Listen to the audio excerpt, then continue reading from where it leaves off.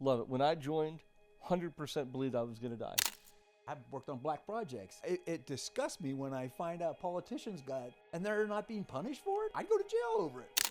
There's few things that I'm like, I may lose my salvation before the Lord because someone who hurts a child. More corruption now than in my lifetime that I've ever seen. I failed as a parent early because I became susceptible to what my dad did to us when we were kids.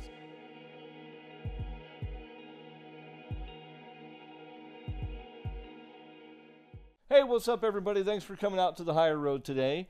I'm with our guest, Tom Keefer, and I'm going to do something I haven't ever done before because his bio, and believe it or not, my team, we were just talking about it, they had to condense down the amount of accomplishments and success and incredible things this fellow's done. So for the first time ever, I'm going to jump on the phone and just read.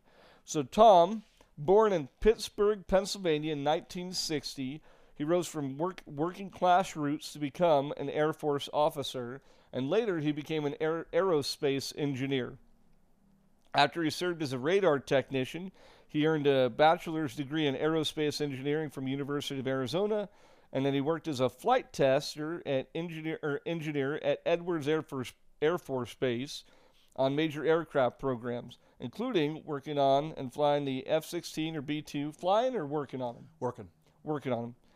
So he worked on the F-16 and the B-2, later became F-16 chief engineer at Hill Air Force Base, and then before co-founded an engineering services company that grew to over $50 million annually, he retired in 2020 and now focuses on building and remodeling projects here in the state of Utah. And there's a lot more stuff than that, and hopefully we'll pull some of it out of him today, and we'll just go from there. So with that said, Tom, welcome, brother. Thanks, man. Appreciate that. How long have you been here in Utah?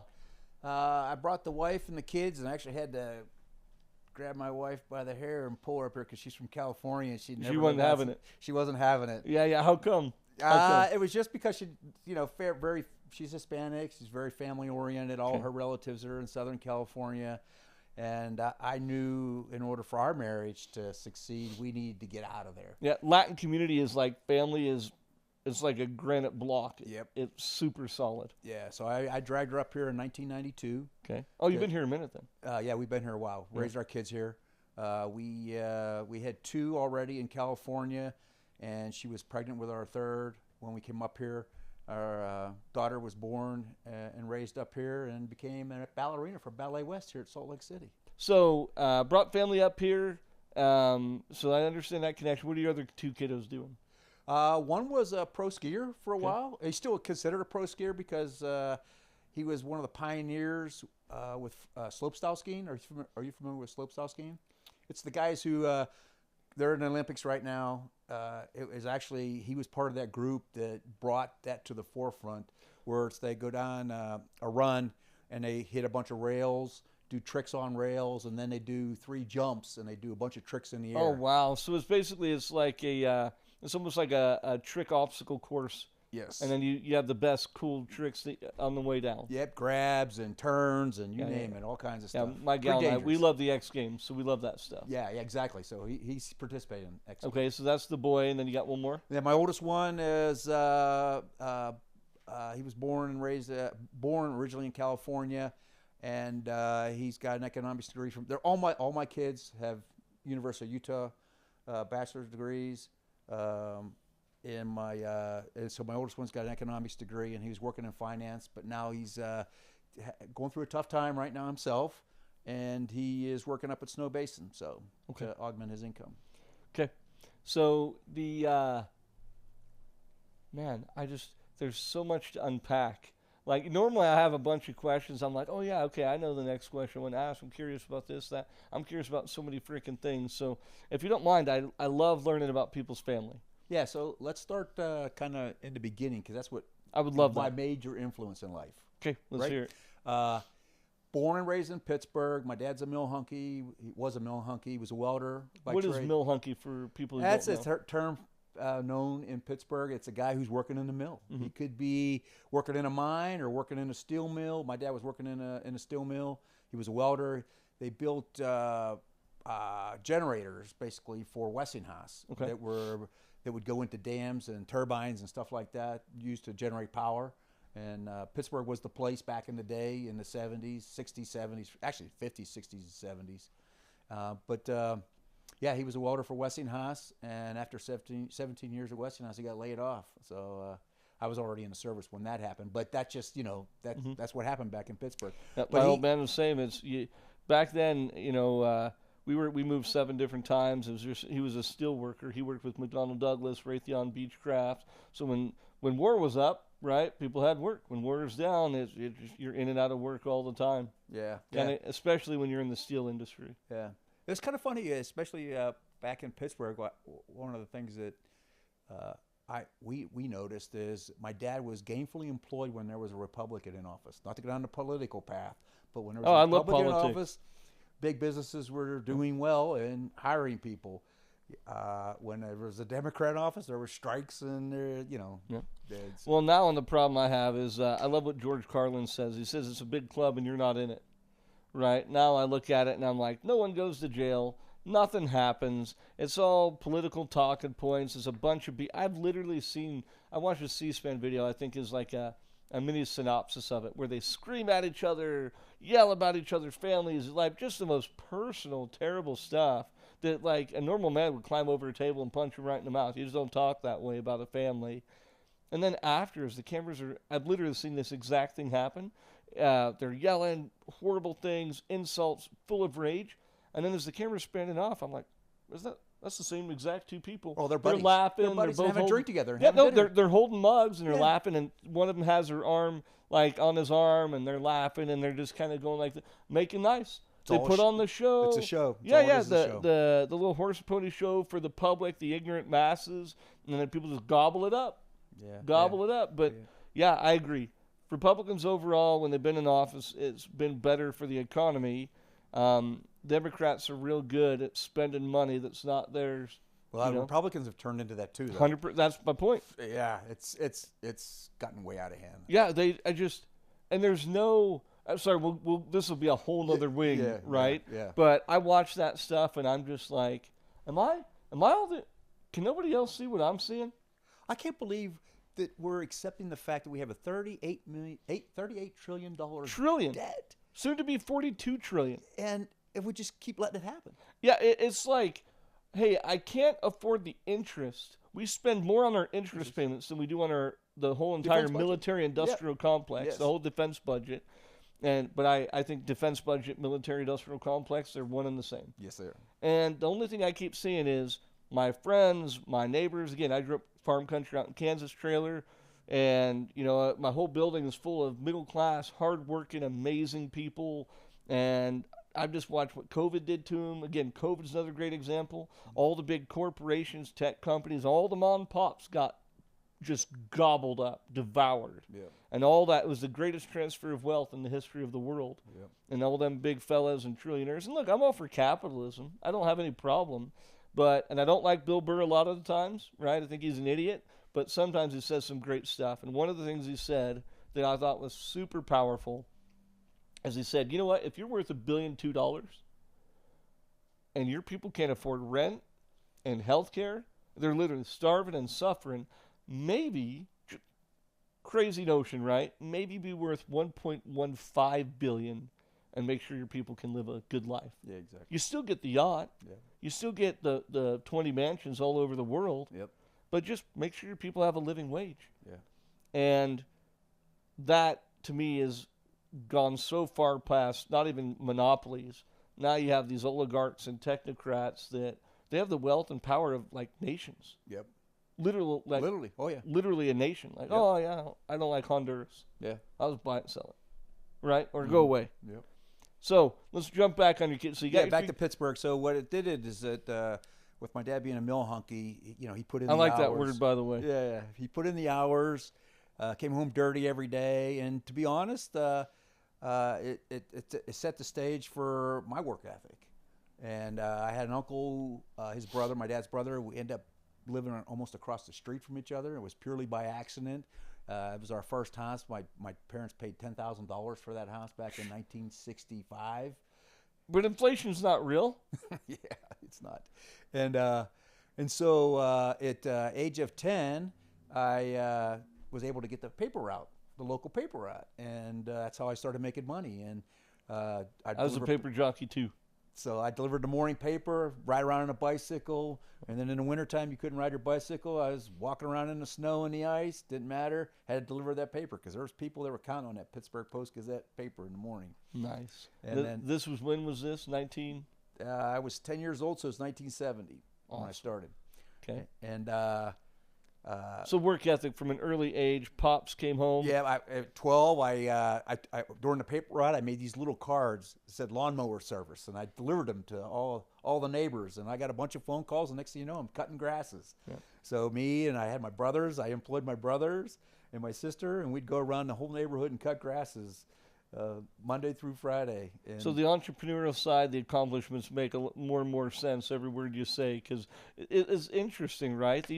An entrepreneurial mindset, you just kind of have it in you or you don't. I think so. Right? I heard somebody say this, I thought it was really well said, is you can teach a person, it's hard to take a person 9 to 5 and have them be an entrepreneur, and it's really hard to have an entrepreneur go put them in a 9 to 5.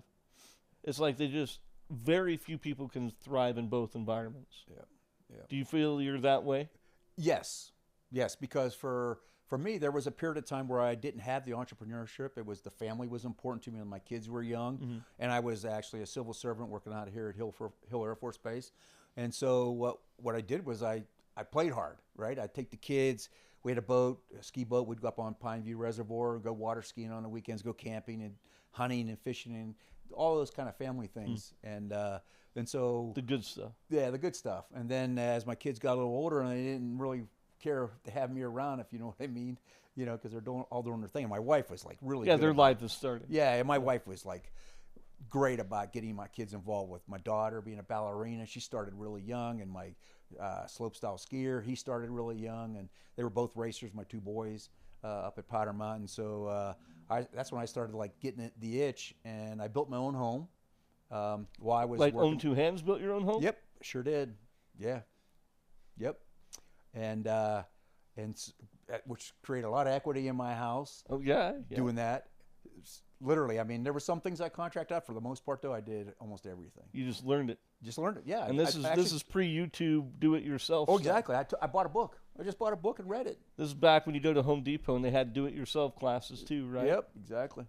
Yep. I wired my house. I found a neighbor in the neighborhood who was actually a licensed electrician, and he came up and told me what to do, and then I went and did it all, and then he came up and inspected me and said, "Yeah, you're good to go." What age were you when you did this? I was we moved to Utah in '92, and my wife went and bought a couple acres up in Ogden Valley. Are you familiar with Ogden Valley up at Pineview? Yeah. Yeah. So we were living in Layton, close to the base. That's where I live now. I live up in the old farm part. Oh, okay, cool. And we bought 2.5 acres up in the valley in '93, and I don't even want to ask what you paid for that. $25,000. Oh my God! 20 for how many acres? 2.5 with 800 acres of common land. So now that would be $1 million if you had 2.5. If you can find it, you can't even find it though. If you have $1 million, great, but nobody's going to sell it to you because it's not available. Yeah, it's hard to find. You can't find dirt. You can't find dirt up there. Yeah. But 2.5 acres, good, like all usable. No, it's on a hill. It's on a south face. We got 800 acres of common land, so we have deer and elk in the backyard in the wintertime. Turkeys all year round. 25,000, man. Yeah. And then I built my home, and so it probably cost me less than $300,000 to do everything. And my house's value right now is probably close to $2 million. So, yeah. Fortunately, I never had to borrow against it though. Is that where you're still at now? Yeah. We own a couple other homes now too, though. We have a beach house down in California, Oxnard, which near Port Hueneme. Since I'm a retired military, I take advantage of my military benefits. Oh, nice. Okay. And then I'm building a cabin right now. So back to my bio, since I retired in 2020, I've been working for my wife for the last 5 years. I've been working harder physically than I did all the my hunting life. to-do list can surpass anything. So I'm building a 5,000 square foot cabin down in southern Utah. My friends and my cousin jabbed me because they said it's not a cabin, it's a house. Oh yeah, it's a big old house. Big house, yeah. So are you building it with them, or you same thing? I'm building it all myself. Oh, you should have seen. Oh, solo. Yeah, I had my brother help me because I had. I was gonna say it's hard to set trusses and studs and. Well, I used my brother ran my Traco and set beams, and I had one other guy help me setting beams. But to be honest, I put a lot of the TGIs up by myself. I did most of the framing by myself. Yeah, I had to you're a help for beast. one summer, and That's ridiculous, man. I'm drywalling now, so I've done all the electrical, all the plumbing myself. You do your own mud tape texture? So that's to be determined. It depends. Our daughter's getting married in March, so Time frame you might need we'll to see. speak. Yeah. My wife's kind of pushing to get it done, but I'll leave here this weekend and go down for a week and drywall a bedroom, and then come home for a week and keep. So what's your house like here in Layton? You can't. We'll talk about it more after off of camera, so we don't give away exactly where you live. But the how big is that you built? The house up here in Huntsville? Yeah, it's 4,500 square feet. Okay. So what I did is I built the garage. Oh, first. for some reason I thought you were living in Layton. I did in the beginning. Okay. We had a small house in Layton. But the house you built is out in Huntsville. Out in Huntsville. Beautiful out there. Oh, we love it. Beautiful out there. Love it. And so you built that one. Did you build the beach house too? No, that I didn't. Okay. No. But still, man, who does that, right? And family, and you have companies. What is it that drives you at that level, right? There's so few people that have it. Do you feel like you're born with it or you choose it? The work ethic, I believe, is a choice. My personal opinion. Some people will disagree with me. I think it's like you were talking earlier. You have choices in life, and it's one or the one way or another way. I mean, yeah, it could be multiple answers to that question at the time when you have choices. But bottom line is, it's either you either make a good choice or a bad choice, and it's up to you. If you make the good choice, you got to go work hard to make that choice successful. Yeah. If you don't, well, if you fail, then it's 9 times out of 10 it's your own fault. I mean, yeah, there are other factors that play a role in it, but to be honest, it's all about yourself, the drive you have, the good energy associated with it. Does that make sense? No, it makes perfect sense. I agree with that 100%. I subscribe to that. That's where you're at. That's it's just a choice. I mean, right? I grew up in a home with bad parents, and 99% of people will hit their kids. I don't hit my kids. They'll yell at their kids. I don't yell at my kids. Right? I do the work of sitting down and talking with them. I don't have any temper tantrums. They're hardworking. They're obedient. I teach them to ask questions and don't just follow anybody blindly, including me. Like, think.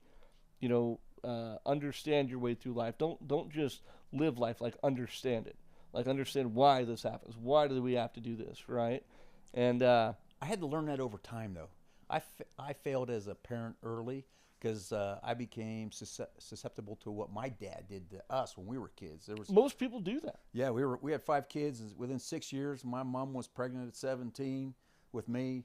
And my dad, it was kind of the Pittsburgh thing. It's a back east kind of thing, too, because I noticed that when I'm around New Yorkers or anybody from back east, they raise their voice, right, to try to overstep you or show that they're dominant. Oh, New Yorkers have some of the strongest personality. They'll be like, "You effing retard," blah blah blah blah, and then but they don't mean nothing by it. No, they They're don't. just No, like, where do you want to eat lunch? Yeah, so yeah, when I came out west with the military, it's very laid back, and my wife brings that point to like, for example, who my daughter's getting married to. He's from back east, and their parents are still back east in the North Carolina area, and they're like Easterners. They're on top of things. Fast, and so my wife's like, "Hey, slow down here. We're in the West. We're a little more laid back here." In preparation for this wedding, because we're gonna have 240 people at this wedding. Oh, jeez, it's gonna be a big wedding. So you said you messed up with your kiddos. So what do you mean? Yeah, because my dad, he raised his voice and yelled at us. That's how he kept us in line. And yeah, did we get spanked? Yeah, every once in a while we get spanked. To be honest, we deserved it. For me, here's how I look at it. I don't judge if people yell and if they whoop their kids. I don't think it's the best. That's my honest opinion. I totally agree with you. That being said, if I grew up in farm country, I was like, I think I'm abused. And then I would tell people, man, I get whooped with belts and paddles and spoons. And my stepdad definitely took it too far, though. He didn't, punch me or nothing, or none of us. And I want to kill him sometimes. And when he was hitting my little brothers and sisters, whooping them, like literally, I thought about shooting him. And but he would spank you till you quit crying, which is too much. Yeah. Right, Yeah. it's taking it too far. Yeah. And the pain that caused, and how mad it would make me. And again, 10 times madder when it happened to like my little brother and sisters. And I remember looking at that, and I'm like, I can't ever see God yelling and hitting. This being said, I'm going to be my own devil's advocate on the way I'm thinking, right? Because there's two sides to every story. If you got 10 kids and you're on a farm and there's a combine and your kid does something, really dangerous that could have, hurt one of the other, chillins on the land, well, sometimes a smack upside the head or a boot to the butt is the only thing you got time for, because you don't have time to go sit with each kid, explain why. And if you don't do it quick and make a powerful impact immediately, you might have a kid with his arm ripped off, or you might get one of your other kiddos chewed up. Exactly. So I totally understand different strokes for different folks, and there's a time and a place. But when and wherever and however possible, if you can do it, I tell everybody the best way is take the time, do the work. Like we do the work in our jobs, we do the work in our education, we exercise. I've done kickboxing and wrestling on and off for 20 years. Like we do all this work, but the most special work that you do is taking the time, because these little kiddos, these are eternal, right? First law of thermodynamics, matter can't be created nor destroyed. So these little infinitely, whether you believe in energy, whether you believe God, whatever it is, you've been given this amazing, beautiful gift. And what I've found, and it's been one of the most fascinating things, right, is I sit down and I talk with them on the step, or we're sitting down somewhere at the table, and as I explain them to them, they get it. Even at a really, really young age. Yeah. They get truth. And they also get discipline. Yeah. Because I think discipline is absolutely essential. But you said you got your butt whooped, you did it wrong. I mean, it doesn't sound like you did. It sounds like you got great kids. The reality is there's just none of us are going to do it right. Yeah, but we just try to do it less worse. Yeah. I don't know if that's a word, less worse. Yeah. I just, when I reflect and I look back on it, I'm like, I could have done a much better job. Yeah, but that's kind of like that, and I respect that. It's kind of like that saying, though, right? Everybody's a billionaire if you look backwards. Yeah. Oh, I would have invested in Apple stock. I would have bought so much Bitcoin. I had a guy here in the building I could have bought a ton of Bitcoin and invested in. And I'm like, man, nobody's going to ever buy Bitcoin. And it was like, I think it was like $2,300 at the time. Ain't going so well now, though. Yeah, that guy's doing just fine. Yeah. Okay, so you raised up there. You got your family out here. Then your sweetheart. Yeah, 12. How did that transition happen? Tell me about your sweetheart moving out here, and what did you have to do to get her to go from California, which is one of the most beautiful, people a little crazy, but as far as beauty, man, oh my gosh. Well, yeah, so the thing was, we were in Southern California in the high desert. We were both in the aerospace industry, and I was working at Edwards Air Force Base, and she was working in Palmdale. Was she military too? No. Okay. No. Okay. She was a contractor, worked for Northrop Grumman for a good period of time. I met her on the B-2 program. Okay. But oh yeah, B-2 stealth bomber. Yeah. Super classified stuff. Yep. Okay. It was black at the time. When for some reason I was thinking the B-1, isn't that the one with the pivot wings? Yes, it is. Yeah. So B-2, the big bird. It's the flying wing. Yeah. Beautiful. Yeah. Beautiful aircraft. Yeah. Okay, so you met your sweetheart. Tell me how that all transpired and how you got her up here. You met her. How'd that happen, and how'd you get her up here? Yeah. So I used to wear a flight suit because I was a test engineer, even though I wasn't a pilot. I already love where this is going. I was responsible for aircraft number 2 as the test conductor, and so I put together the test plan. But we hadn't even got wheels up on aircraft number 1 yet when I was put on the program. So I had a lot of time to do a lot of work, and I actually talked to my boss, which wasn't hard to do, to let me go down to the plant instead of working out at the base. And so I would go down to the plant every day, which was in Palmdale. And I would walk where all the flight test guys were, where they were located. I had to walk all the way through all the production line. And that's I was walking through there all the time with a flight suit on. And so I got a little bit of attention, and that's how I met her. Was it planned? Did you plan on that happening? Or did you just wear it because it was comfy? Both. Good move. Good move. It worked. Well, it worked. Yep. Next thing you know, I'm getting married. And so how'd that happen? How'd that connection happen? How'd your sweetheart and you connect up? And yeah, we just I started bringing her muffins in the morning. Did you really? Yeah, banana nut muffins is my thing for I'd Man, stop at the coffee kids shop. today don't even understand that concept. Yeah. You know, now it's a DM or a social media message or, you know, a text or a phone call. It's like, man, back in the day, you had to look at a human and you had to find a way. Like my wife and I, our meeting, it was a crazy story. We can talk about that some other time. But, you know, it's like you got to go up. So for me, I humiliated myself in front of the whole library because it was a good idea in my head. Yeah. My buddies are laughing at me, falling out of their chairs. And it was like, But it worked. she's Miguel. There you go. So it couldn't have been that bad, right? Yeah, exactly. So you brought her baskets of muffins here and there. Yep, brought muffins in the morning, and then. But how, so you just got to was- walk me through this because I'm trying to visualize it. So you walk up and you say, hey, I got a Well, I would get teased. There's a fair amount of production people right on the floor working, and they were working a lot of overtime at the time. Okay. And so I would show up somewhere around 7 o'clock in the morning, and they were already working for a couple hours. And when I just walking down the floor, I started getting hit up by a couple guys who were working, just talking and stuff like that, learn about the airplane, and next thing you know, I get introduced to a couple of the girls, which was what the group was. There was 3 girls. Two of them were married, and my wife now was the only one that wasn't married. So it was kind of like they were trying to fix this up. Oh, nice. So you had power going behind it. Yeah. So and then you met her and you just said, hey, I got a basket of muffins. Well, they would start teasing me like, when are you going to bring our muffins? Because they saw that I had. Oh yeah, something. okay, I got it now. Yeah, so now I started bringing them muffins. And then you just started hanging out, dating, and the rest is history. Yeah, it didn't take long. We were married pretty quick. So I told her, I said, I found it. I was working as a test engineer on F-15's radar at the time, and I was a civil servant. And I told her I wanted to get out of California, get out of the high desert. So I just started looking for jobs. And the first civil servant job that popped up that I was qualified for was a radar engineer up here at Hill Air Force Base. And I thought, we're still in the West. We're not going back east. I didn't want to go back east. And I wanted to stay in the West. And it wasn't that far away, but far enough away. And so I applied for the job and got it.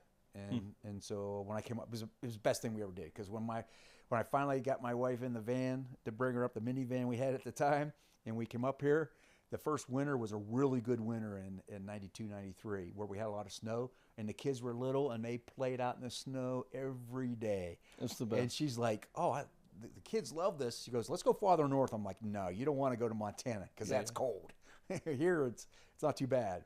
So you guys, when your sweetheart and you moved up here, the culture, right? The Mormon culture here, was it shocking? Were you excited? So it was a fear. Was it weird or good It was a fear on our part. I have the same. But I had some other friends Yeah.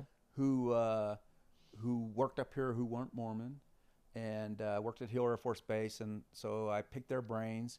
And at the time, the state's population was somewhere around 2 million, and the percentage of Mormons was around 60% versus 40% population-wise. State Oh, population. really? Even back then, it was almost 50-50. Yeah, because of Salt Lake County, right? Mm-hmm. There's so many people in Salt Lake County, and Ogden's also considered the bastard city of the state, the wild, wild west, right? Yeah. Back in the day, that's where they had the railroad and the hooker joints and all that other stuff. Oh, I didn't know. I was in Kansas. Oh yeah, Ogden was pretty It was crazy. Oh yeah, it was a wild town back in the day. So at first, to be honest, our kids did experience some prejudice, but it was from the extremes, because we had a lot of Mormon friends who weren't extreme. Yeah. So it's just to each his own. You just whoever you ran into. It wasn't everybody. Yeah, it's like wherever you want to find, you're going to find that kind of person there, right? Yeah. If you want to find good people. I've been in Utah, I think, 27 years now. I love it and I hate it. I just don't get along with fake people. I'm Mormon or LDS, but in Kansas, my buddies all drink. In the military, I have friends who have tattoos, right? I've had gay friends of over. I just don't care. Yeah. I'm like, here's my 2 questions. Are you a good person? Are you genuine? Are my kids safe around you? I guess that's 3, but I just don't care. Yeah, that's the important. Why? It takes so much energy. Are you happy? Are you a good person? Cool. Let's roll. Let's go eat somewhere, or let's not. Either way, I'm good. It's the thing that I've had a real hard time with here, and I'm real outspoken in our church too. I just gave a talk, a while back, and I was like, yeah, there'll be tons of Mormons in hell. You know, like some of the best people I've ever met in my life are tatted up and gauged earrings, smoke, drink, and I mean, salt of the earth, best people I've ever met. And some of the worst people I've ever met are white shirt and tie. I mean, those both times when I almost went bankrupt, it was white shirt and tie because I was younger, naive, I was trusting, and because in Kansas, if you choose to be Mormon, man, nobody else is Mormon. Everybody's drinking and smoking and partying. It's like you're doing something different, and it's just if you're gonna be it, you might as well live it, kind of a thing. Is that what brought you here to the state? Was I joke around. I dated the girls in Kansas that had all their teeth, you know, and me and my I mean, joking but kind of not, right? Because I wanted someone with similar values, right? You know, similar like religious belief set. Because that's the number one reason people quit going to church is they believe different. Yeah. But I mean, it worked. I found my sweetheart. I met her at college, and but we're both more like country bumpkins, and most of all our friends weren't LDS growing up, and it's been a really interesting thing. So many of the people that I've met over the years, if you conform, Utah is real easy, right? It's real easy, and when you're not a conformist, it's hard to make close relationships from people from this state. That's been my experience, and it's been almost every friend I've made over the years, it's been their experience too. And it's not because people are here like bad people. They're, like I said, if I were to say what I said earlier and inverse it, right? There's horrible people with gauged earrings, and there's beautiful LDS Mormon people. It's like you get whatever you're looking for. Yeah. And it's been real interesting because people have been here for so long. They're so entrenched, those roots. That's just kind of their circle. Yeah. Versus when you're outside of the state, I remember my ward was my family, man. I got in trouble from all kinds of parents. You know, pulling on my collar in church, telling me to shut up, and potluck dinners together. I think the biggest thing is I miss that kind of camaraderie. Mm-hmm. You know, you get great folks out here, and if you're not a conformist, which I'm not, like I don't follow nobody blindly, never will, never have, I think it's hard for people that have an assimilation mindset to be okay with that. Because I invited people over with tattoos to my barbecue, right? I'm saying, look, when we're at my house, we're not drinking and smoking. You can if I'm over at your house, it's your house. Mm-hmm. But we're a house, I'm not doing that, right? When my kids are around, and they still can, nobody cares. It's my rules. Yeah. But I came over, and instantly people in the neighborhood wouldn't play with my kids. Instantly, like that. Yeah. It was just, all of a sudden, it was just, this isn't a house. These aren't people you can play with, and it's just like. And that's some of, my two boys, they went through the public school system for the most part, and they experienced the prejudices, especially when they got older, because the Mormon families don't want their girls dating non-missionaries, non-Mormons, yeah. Yep. So how did you handle that? Right? What did you do to deal with it, not deal with it? Like, obviously it's hard at first. The LDS part of it? Yeah. Like, I worked out on base and I saw it sometimes, but then I actually saw sometimes where, like, my direct boss at the time out on base, he would do the opposite of what the Mormons would expect of him, and he was Mormon, right? Him and I got along great, and he loved the fact that I was kind of a go-getter and a hard charger, and he just gave me free reins and like make it happen, and just get her done. Get her done kind of attitude. Yeah. And he love people like that. Yeah, and so especially with people like you, it works, right? Yeah. Because it's like you have all this ambition, all this energy, all this desire to achieve and make things happen, and one of the worst things for a personality like yours is a glass ceiling. Yeah. Right? You're like, I want to do more. Yeah. And then when you get a good fellow like that around you, it's amazing what that can do for you. So as you obviously had your military career. You served 20? 24. So you got your military? So retired? yeah, but let's back up. Okay, so sure. So this is the part of the story that I told Josh that I really want to. So when I grew up in high school, I was almost a straight A student, and I excelled in sports and I excelled in math. So I got put in advanced math classes. You're one of those people. Well, you don't have a failure but button. I was, I only had 3 pairs of pants that I wore to school all year long, and they were floods. So what are floods? Back in the day, they were way up here. Oh, like high water. Yeah, high waters. You call them. We call them floods back then. And we didn't have any money. 5 kids. I'm not saying it for money. I'm saying it like the way your brain is wired. But I want to get to my point. when I graduated from high school, there was an expectation. My uncle was a civil engineer, Carnegie Mellon grad, and there was an expectation that I was going to go to college. And my uncle was able to get me a summer job on the railroad, really good paying job. And it's hard, those kind of jobs are hard to find, hard to get, right? They just don't happen very often. Fortunately, my uncle was a major engineer for the railroad in the Pittsburgh area. And while I was there, I decided there was an opening. They were opening up slots on the track gang. Are you familiar with the track gang? What that is? That kind of job? I'm not familiar. Those are the guys who actually pick and shovel dirt to put in new railroad ties, carry railroad ties by hand, and put a new rail by hand. Before the machines were doing Before the it. machines. Wow. I mean, well, and to be honest, we were in the McKeesport pipe mill, so you couldn't use machines because you have so much track, you can't get machines into the area. Where you see these main lines, they have the machines. And so there's not a lot of guys doing a lot of whole manual labor. It's mostly machines. But in a yard where you got probably 30, 40 tracks full of railroad cars, you got pipes going out into the, all over the world. You can't get machines in there, and you got to work around. You're making steel. You got furnaces. It's really hot. You got engines that will go off track, and then you got to fix track. So that's No, I was the remember. job. I remember I was out on business in Pennsylvania one time, and I just was blown away. All the railroad tracks going every which way when you get to those parts of town, just everywhere. And the buildings were all black, and they were all black because of the black smoke. And so I got a permanent job on the railroad, and I didn't go to college. Well, I pissed off my dad because he expected me to go to college, but he didn't have any money to send me to college. And I didn't want to borrow money at the time because I didn't know how to do it back then, to be honest. Just didn't know. And I know there was a lot of my friends at that time who did go to college and borrowed money to do it, right? Took out school loans. For me, I decided I'm gonna stay on a railroad. So I'm working on a railroad for a couple years, and I got this truck driver. His nickname was Pooch. And you always kind of worked in partners. One guy would pick and the other guy would shovel. And so him and I were working one day, and it was around Thanksgiving time frame. And he started asking me questions about myself, and I told him what kind of athlete I was, and what kind of grades I got in high school. And he looked at me and he goes, "What the fuck are you doing here?" Those were his words. Yeah. Next day I went down and joined the Air Force. I'm out. He was right. My dad would tell me I needed to do that, but I didn't want to listen to my dad. Finally, some stranger told me that I was Pooch. Yep, Pooch was his name. Where did that come from? Just what they called him. That's what they called him. He was a truck driver.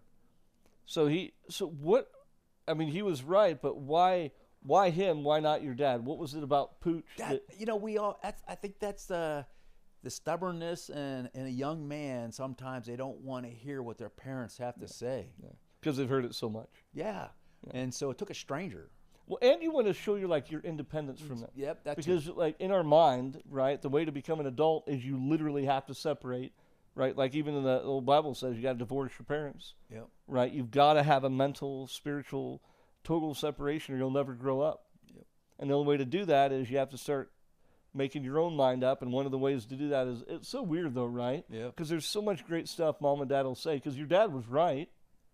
But you had a good relationship with him? Yeah, I had a good yeah. It was fine. Still, yeah. But it just, when he said it didn't count, but yeah.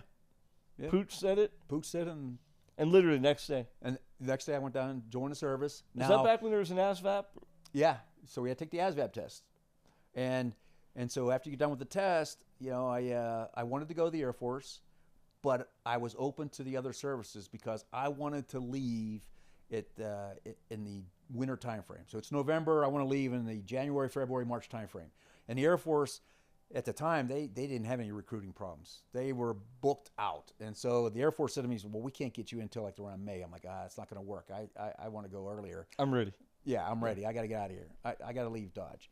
And so the Air Force said, well, we'll put you in to see if something opens up, and if something opens up, we'll let you know. In the meantime, so I went and interviewed down at the other services, and the Marines were funny because they said, you tell me what flight you want to be on, and I'll put you on that flight because I scored pretty high on the ASVAB. That's what I was curious. Did you score real high on the ASVAB? Real high. Yeah, I killed it. And so I said to the Marines, I said, you guys are my backup. I want to hear what the Air Force has to say first, give them a couple weeks. And within a couple weeks, they come back and said, we can get you out of here February 12th. So I was out of there February 12th. That's when I jumped on an airplane. And I worked on old airplanes, F-4s. was a radar tech. F-4 Phantom. F-4 Phantom was the old Vietnam airplane. Yeah. And so my first assignment, it's kind of funny when you join the military, they give you a dream sheet, they call it, pick where you want to go. You probably had the thing in the Army where you Yeah, I was never active. I was only a reservist. Oh, okay. So I went in and then I had to choose between a mission or going active.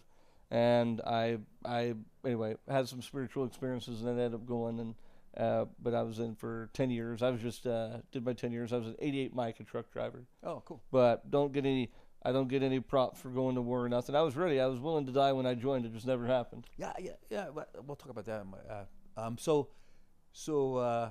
fill out my dream sheet. I want to stay stateside. I ended up going over to Spain, Torrejon, Spain. And the good news was that as a young fella, you went to Spain. Oh yeah, I'm 21 years old, going to Wow. Spain, living 30 kilometers outside of Madrid. What a dream assignment! It was awesome. Oh yeah, I can't. How beautiful would that have been? It was phenomenal. And going from Pennsylvania to that's a different world. Oh, totally. I mean, just the whole cultural thing in Spain, the country. I went all over Europe while I was there. Spent a lot of time on the coast. The coast was just a blast. All the Northern European women would come down in the summertime, and God, that was just You just goof on. It was like a dream come true. That was fun. Yeah, but yeah. So I want to ask this question. So you got off the plane going from Pennsylvania. You went. Where'd you go to boot? San Antonio, Texas. Okay, so you went down in Texas to do boot camp. Yep. Was it 6 weeks back then too? It was 6 weeks for. And so then you join. You get your MOS training, or is it different for the Air Force? It's MOS. It's a career your field. MOS. Yep. Yeah, and then anyway, so then you get on a plane. You head over To Spain. Spain. What was it like? Like when you got off the plane, like walk. Can you remember what it was like? Oh, yeah, I do. Because to be honest, I love the smile the second you remember. To be honest, when it's a at night flight, right? You're leaving New York at 12 or 1 o'clock in the morning, and you get there in the morning their time, and you don't know a soul. And supposedly I've got a sponsor who's going to meet me there and take me to the base. I have no idea what I'm doing. It's my first time really flying, to be honest, because we didn't have any money. I didn't fly back then. You've never flown before either. I flew to boot camp. That was it. Oh, wow, yeah. And so this is my second flight. I get off the airplane, and it's deserty. It looks deserty. I'm like, oh, what did I do? And I had slept. And it was my first time kind of flying. I adjusted to it over time. But at the time. You're in a foreign country, 21 years old. Yeah, I'm like, oh, shit. But then I got on base and got to my dorm, got settled in, and didn't take me long. It's like, oh, this is awesome. This is great. The job was good. But my reason for going in was. Man. Yeah, my reason. Food was great, right? Oh, We're yeah. getting 4 meals a day, to be honest, because I ended up working mid-shift. And they let me work mid-shift because, 1, no one wanted to work it. 2, I wanted to go to school, night school. So the airplanes flew during the day, and so all the technicians either worked second shift, which was from like 4 till midnight, 4 to 10, or maybe 3 to midnight, and then mid shift would come on, and we would work till morning before the airplanes would actually fly. Gotcha. And so it was just me and one other person working airplanes, radar, every night on F4s. I kept really busy, which was nice, and then I was going to school, doing the night school. And that was my goal was. The reason why I went in the Air Force was to get my education, because I knew they'll pay for it. Yeah, they'll pay for it, and they were paying for it. I was taking 2 classes a semester, and I was taking technical classes, math classes, physics, chemistry, stuff like that. And when I came back stateside, I was stationed at George Air Force Base in California, which is up in the high desert. And it's kind of ironic that I ended up there after getting my bachelor's degree. But I'm at George. And I applied for a scholarship program that the Air Force has. And at the time, they were really hurting for engineers. And they took 500 of us from the active duty and put us in what they call the Airmen's Education and Commissioning Program. So they sent me to school at the University of Arizona, and I had to major in what they wanted me to major in. That's how I got to.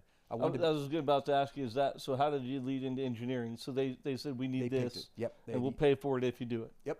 Okay, got it. And you loved it. Yep, loved it. I'm an E5 in Tucson. Only had to wear a uniform once a week, and if I scheduled my classes right, I didn't have to wear my uniform at all. What? So why only once a week? How'd that? That's just how that was the requirement for the commander. It's because they didn't want you in uniform every day. You're on a civilian campus, wasn't a military campus. And so you're getting paid to go to college? Is Yeah, how I was they did it? E5. Yeah, they're paying for my education, paying me, and giving me. So all day you're getting paid to go to school? Yep. Do they still do that now? Yeah, still do it. Yeah. Really? Yeah. If they want you to have that job, though, is that how it works? Or Yeah, I mean, you have to apply for but were the you program. still to doing get your job at the base? Oh no, there was no job. My job was school. Period. And Go they do that today? They do it today. My brother kids, joined the Air Force, and I tell you, to me, right now, the military benefits that are out there, you can get your education, get basically paid to go get your education, and now it's through the Guard and Reserve. The Guard and Reserve has great programs for education. yeah, my younger brother's in E5, E6, I think, and he's out. Well, he was out in Seoul, Korea, but he's getting out because they told him he's been in almost 10 years. I'm like, bud, you're freaking early 20s. Yeah, why is he getting out? 10 more, because they won't let him change his occupation to something he actually wants to do. Go to Because right now he's a bomb loader. go to another military. Go to another branch of service. I never even thought about telling him that. Yeah, it's people don't realize how easy it is. I was so naive when I went in, and what I know now, because most of my career has been military, right? Almost all my career has been military since I joined. My business was military, engineering services for. You know him inside and out. I think I know it inside and out. Yeah, see, we'll talk more after this too. Sure. Because I want to help. I just want to be successful. I love my kid brother. His name's William. But yeah, he went to Japan. He went to Seoul, Korea. He went to all these beautiful places, or wherever the base is out in Korea. And I'm like, man, why wouldn't they? You're as they call it, high speed. You love the country. You polish your boots. You show up on time. You work hard. You're doing all this good stuff, and they're letting this great kid go because he's like, I don't want to keep loading bombs for the next 20 years, but they need it, so they just kind of pigeonhole him in. So he should try to take an assignment. If he wants to stay in the Air Force, he should try to take an assignment at either a logistics center like Hill, right? He can probably potentially find a job there that'll be in that AFSC, but then it gives him an opportunity to go pursue another career. It's easier, right? It's about who his the people he's dealing with are not being nice. I'll they need him there. They need that position filled, so right. they're kind of strong on him. They've got a dilemma, and they're going to stick to these rules that they're being told. There's guidance. It's not rules. Guidelines. It's guidelines that you're being told, hey, you can't let this guy go to another career field. But if he goes somewhere else, especially if it goes to D.C., if he picks like the Pentagon or something like that, then he can be around people who could help him get into other career fields. Well, what we should talk about after this is I want to find out how he can get his school paid for, do the thing that you did. He's a sharp kid. I don't think he's like some brilliant scholar, but he's a hard worker. And man, I'm like, he's got to. But if you can get your school paid for while you're in, what a home run for you, guy. Yeah. So, but he's thinking of getting out and just going to being a tradesman, which is still a great job. But go join the Guard and Reserve, because that's what I did, right? I did 10 years of So what happened is, after I got my education, my first assignment was Edwards Air Force Base, and that's where I wanted to go. So it worked out for me, and as a flight test engineer there. And after being there for 3 years, the Air Force all of a sudden had a glutton of engineers. So they came to us and they said, hey, if any of you want to get out, we'll waive your educational commitments, because when you do get your education paid for, you sign up for so many years. Yeah, you got to pay it back. You got to pay it back with time. Right? Yeah, for me, I had 4 years I had to pay back. And so at the 3-year mark, at the end of the 3-year mark, they said, hey, we'll waive your educational commitment if you want to get out. And there was plenty of jobs at the time, so I jumped on it. Where my buddies, a lot of my friends that I had gone to school with, who were in the same program as me, they waited another year and they actually got a nice big check, like 60 to 100 grand, depending on how many years they had. That's a buttload of money back then. It was. That's a house. Yes, yeah. And so I had some buddies that did that. Well, I think he turned out okay in the end. Yeah, it worked out for me because, to be honest, I still wanted to be part of the military. So I went from active duty to reservist, active reservist, not what they call reserve status, but active reserve status, which is I served 1 weekend a month and 2 weeks out of the year somewhere. And at the time, I was going to March Air Force Base, and I was an aircraft maintenance officer. I switched career fields, went from flight test to aircraft maintenance. So I love this country, love it. When I joined, 100% believed I was going to die. I love my country. I figured I didn't know, young kid, you're 17. I just was like, I guess military and that. I think, what was that? I joined in 97.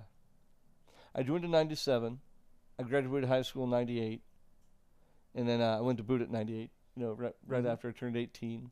And I can't remember, I think is that like the tail end of the Gulf War or what was going on at that time? There was something in the Middle East going on, though. Yep. But I just believed I was going to die. And I remember the story. It was kind of a funny story at boot camp. We were in there and going through the hell phase of boot camp. Army's 8 weeks. First 2 weeks, you just sleep deprivation. You're super exhausted. They're always yelling at you. Well, they yelled at you no matter what anyway. Yeah. And I remember being there, and I was in the back, and somebody said something that made me chuckle, and the drill sergeant, saw me, like, laughing to myself. And he's like, Patel, get your Godet cottage cheese smell. How they come up with the best stuff, they do. man. Don't they? And then they make me get up, and I have to hold the chair out in front of me, right? And I forget what it was. No, that was something else I got in trouble for. I was nodding off, and that made me stand up, which I never did, because usually I never got sleep because I did the paper out, and we were always broke, and so I was used to never sleeping. And I was like, man, this is crazy. And boot camp, I was like, this is better than home life. So, your home life's not the best when drill sergeants are a little better than that. Holding that chair up, and a full-bird colonel comes in there, has a real powerful presence about him. I don't know if he was an SF guy or whatever he was, because he was just coated in decorations. And then he gave us this briefing. And, man, it was intense. You could hear a pin drop. 300-400 soldiers. I was Echo 210 infantry, and was my boot camp group. And he came in just full bird colonel, and again, the presence. He just, whatever it is, he had it. Yeah. Some people just got it. Another colonel could come in and wouldn't do nothing to you, but he just had it. Yep. And then they give a presentation, and they bring out slideshow, and they show the enemy schematics, and they show what's happening. And they told us this just happened. Because, no cell phones at this time. There's no email. There's none of that's happening. This is all emails new. And I remember just my heart sank. But at the same time, I was kind of crazy excited. I don't know how to explain it. And, people start crying. I mean, big old black dude Bing, I remember first day at boot camp, he came out with one pet because that was a gang thing. And he came off the bus with one of his army, his, what do they call them? The camouflage BDUs? BDUs, yeah. Yeah, his BDUs. He had his pant leg rolled up, and the drills run up on him and scream, and they how they all crowd up on you, right? Oh, yeah. And they're screaming, and he's like trying to get it down. He's like literally, he's a big old dude. He's like trying not to fall over, getting his pant leg down, shaking. Yep. They just like wolves, man. Yep. And I remember Bing was his name, great dude. And as we got there, it was so intense. Anyway, so we're in there. Bing was now getting misty-eyed, so we went from that to emotional. People, I only joined for the college money. I didn't think we were going to have to do anything. And people are crying and emotion. I mean, it was crazy because he said, we're going to war. And then he said, and we were 88 mics. I joined to be a fireman, but my recruiter basically talked me into being I really wanted to be a fireman. It just sounded cool. Yeah. And he joined me, talked me into being an 88 mic. That's the PLS, the tank carriers and the Humvee carriers. Got the big 50 cal on the top roof, and he talked me into doing that. And so our unit, 88 mics, we were like, we've all our tank carriers, this war situation over there. Again, I have no idea what's going on. You haven't talked to the outside world, but you know about the war thing happening. And then just in that commanding presence, it's very articulate, very accurate. He's like, we have experienced 75 or more % casualties. Wow. And he asked, I can feel it right now, like that fear and that pride for your country at the same time. Yeah. And I remember he got up there and said, I need to know, will you serve your country? Will you, there's a very high likelihood that you are going to die. And I mean, it just, again, crying, screaming. And the majority of people were just, and the raw guys. And it was a real spiritual experience for me. I'll bet. Because I always wanted to know if I would, every man, I think, right? Like, if you haven't been in a fight, you want to know how you do. Yeah. And you want to know, are you the kind of man that would give your life when the time comes, right? Like, because you wonder, because when you join the military, it's a very real thing that could happen. Yep. And drill sergeant's going, Joe, you can sit down. And then he called me a few other names, right?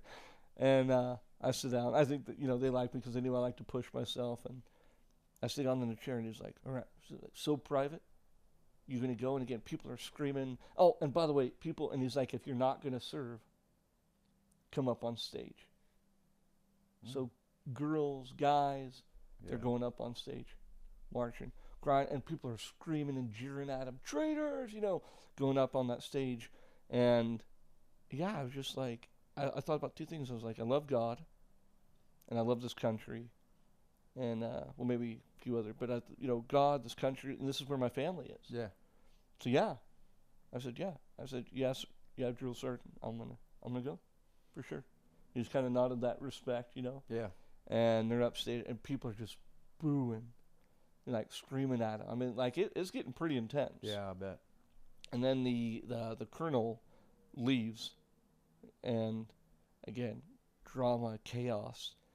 And then it wasn't one of our drills, it was one of the other units' drills gets up there, and he goes, "This is a mock training drill. Please return to your seats." Oh, Jesus. Oh, you feel it, huh? Oh, yeah. So the rest of boot camp, they had to go through being cowards, Wow. not serving. And I remember one soldier got up there. There was a couple this happened to, and you'd see him like, "Oh, I'm so sorry." They're apologizing to us because we're gonna go die, Right. and their courage would build up, and you see them. They're like, "Come on, come on, come on!" And then they'd march back down, and they'd march down to the crowd, and everybody running and grabbing them and cheering, like, "You're with us, you're with us," and you can just see their pride and like the patriotism, the love for country. It's something that was been lost for the last. I love what they're doing today. They're trying to bring more of that back. Yeah. But man, it was just beautiful to be a part of something like that. Oh, wow. And as I think on that, and this is a very long way to get to the question I was going to ask you. I just felt the story was relevant. I love my country, and that's to illustrate that point, how much I love my country. I was 100% believed I was going to die. As I served my my time in the reserves and never went to war. I never want to take credit. Those are the real heroes. I just did my job, my duty. The more I learned about these politicians, the more I learned about what Washington does, and watching these men and women, mothers and fathers, brothers and sisters get sent off to war to die, and it gets me a little pissed off. And it hurts my heart. Yeah. Because they're sacrificing my brothers and sisters, friends and family, these people that are wonderful people, and their hearts are good. Soldiers, it's not their fault. But these politicians, they literally are killing us for money, position, and power. And the more I educated myself, the more my eyes became aware of what are we doing killing other people before anything happened? Yeah. Preemptive killing? Like, when did that ever happen? Yeah. Right? That's like going to your neighbor's house because you heard he doesn't like you. And he's like, I might kill Tom. Well, okay. You go into his house, kill him, kill his wife, kill his kids, take their stuff, and usurp all their garden stuff or their power of their home, and take all their supplies. And we only ever seem to have problems. And again, I don't want to be a non-patriotic person. I love this country. I love our men and women who sacrifice so much for all of us to have. They keep the bad guys away so we sleep peacefully at night. Yep. Right? Yep. But the more I became educated, the more it crushed it broke through the illusions of grandeur of like these great people who lead us. And they kill us and they sacrifice these beautiful people for their personal gain. Do you agree or disagree with that, and why? Okay, that's a good, tough question. Do I agree or disagree? Yes and yes. Sure. Because I don't want to go against one of the books that's influenced my life.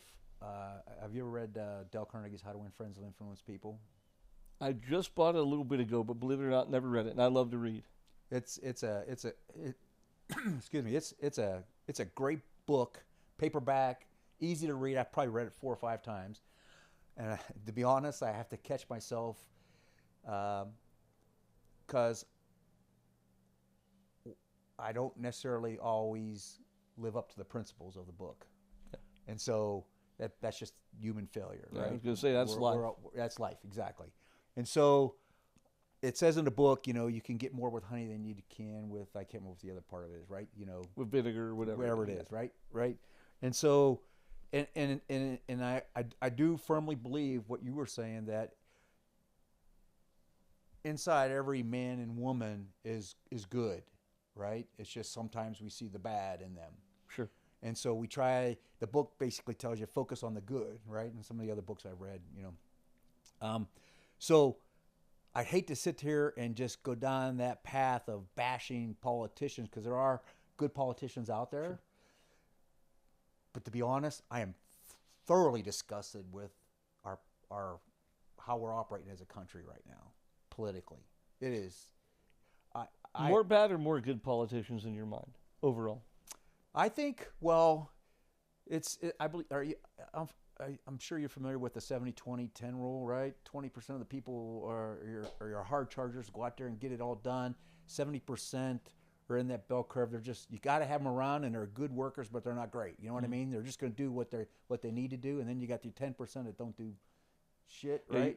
You spend 90% of your time with 10% of the people. Yeah. I believe that we've got 10% really bad actors out there, and politicians who are taking up all the energy and all the sound bites. That there's a large contingency of 70%ers that are out there that they're just doing their job, and the unfortunate thing is they're being told what to do, and they're not thinking for themselves. Yeah, they don't understand the game of politics. Yeah. Not at that level. Basically, the 10% control the rest. Yes. The head steers the. Yep. Yeah. So I don't know. Did I answer your question? Yeah. Yes and no. I mean, I disagree in the extent that when you, the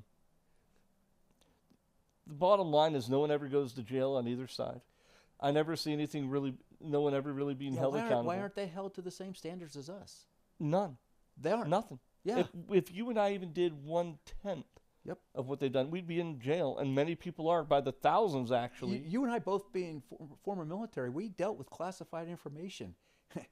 Well, you did. I don't know if I did. I worked on black projects, right? Sure. And so it disgusts me when I find out politicians got secret documents in their houses, on their phones, on their computers, and they, on their personal stuff, and they're not being punished for it. Nothing. I'd go to jail over it.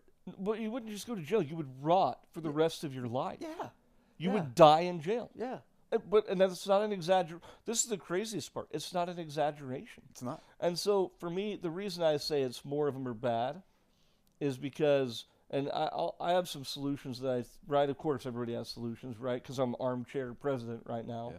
But when I look at what's happening, you're just as guilty of the sin of, doing the sin or admission as you are of omission. And nobody's saying nothing. Yeah. Right? Stand up. What's going on? Why is no one being held accountable? I hear Jim Jordan get up there and rant and rave, right? Then you hear an Ilhan Omar who goes from $1 million to $30 million and all this corruption, right? What do they say every time? We're going to create an inquiry. We're going to investigate this. We're going to look into this. This is an outrage. Nothing ever happens. We have more corruption now than we've in my lifetime that I've ever seen. Well, and that's why I say what I'm saying, right? I'm so disgusted. And then if you read the comments on any military thing or people most of the comments are like, you know what, like people are so over it. So guess what we're going to have to do? We have to go to World War III. It's the only option they have. We have to go to war. Why? Because every time, they did it in World War II, they did it in Venezuela, they did it in South Africa, Germany it worked, right? The economy was struggling in Germany. What did Hitler do? Let's take over the world. Yep. And then he was the first person to use Photoshop and imagery engineering, and it was crazy the stuff he'd do. He'd make flags look 100 feet tall. He'd make an army of 1,000 look like 100,000. Mind-blowing stuff. I remember that some of those classes I took in college, watching that in history, just be blown away.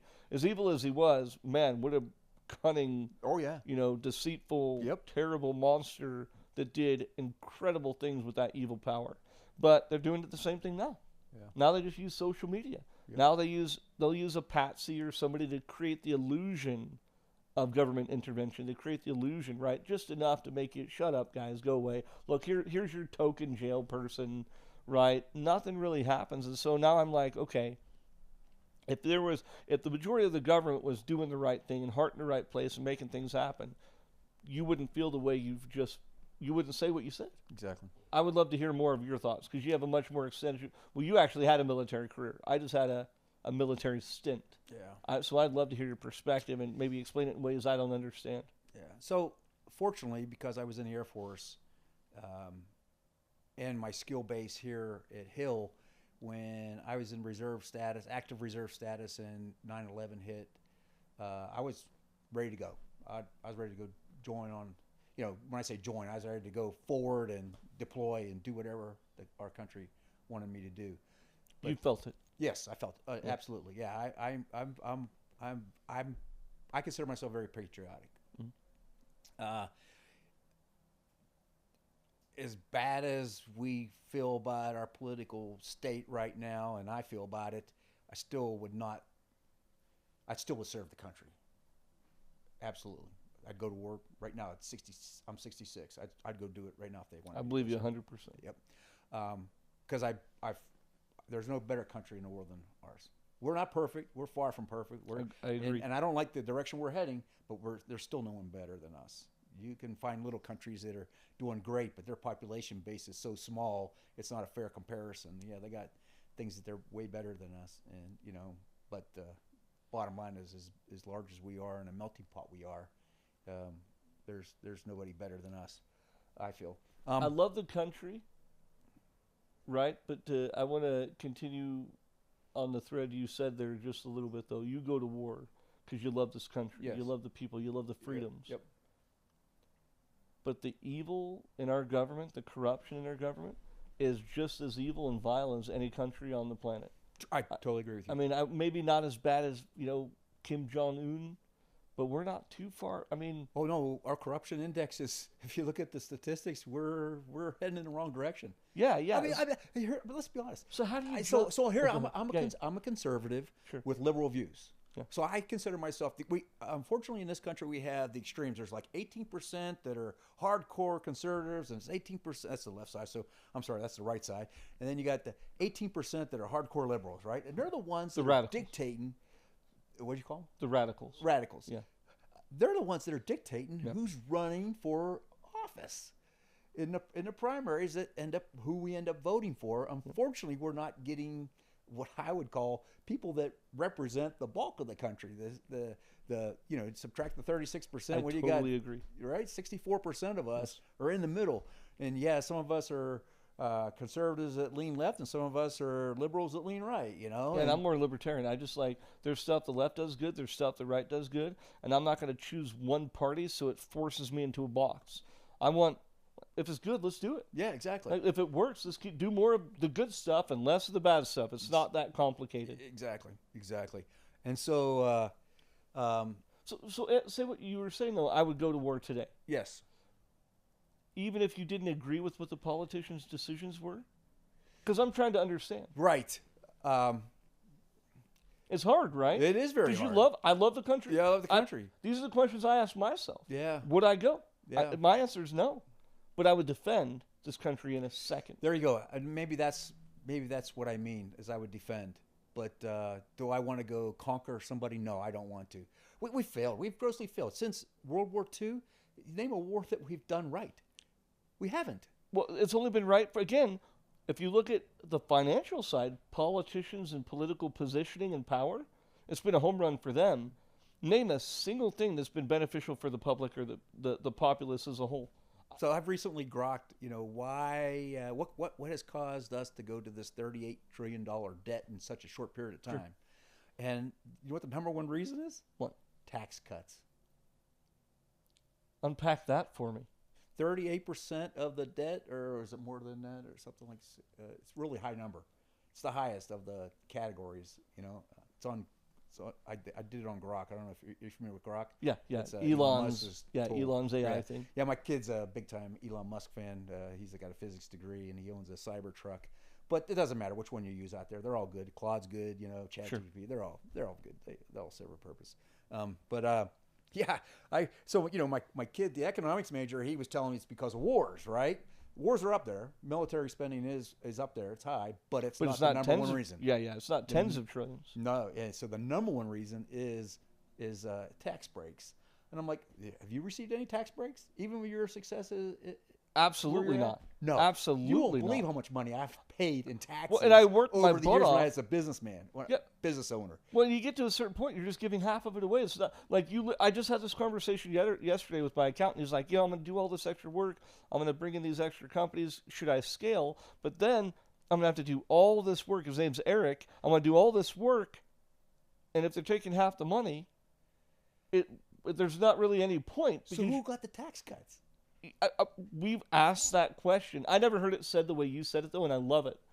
I didn't know it was because of tax cuts. Exactly who, where, what? It's got to be the really top 1%ers. That'd be something worth looking into. Yeah. But again, let's say we find out. Now what? Yeah. Like now what? Yeah. What are you going to do? By law, it? you can't go back and go get money from them, right? Yeah, absolutely. I thought when the 2007, 2008 financial crisis hit, right, and the government gave a bunch of money. Yeah, almost went bankrupt. Too big to fail, right? Yeah, right. The housing crash. I thought that caused all kinds of debt. In reality, that's all been paid back. Most of that's all been paid back. All the big companies, the big banks, that they've paid their debt back. So, okay, if that didn't cause it, then what was the next thing? COVID. A ton of corruption during COVID. The greatest transfer of wealth in the history of humanity happened during COVID.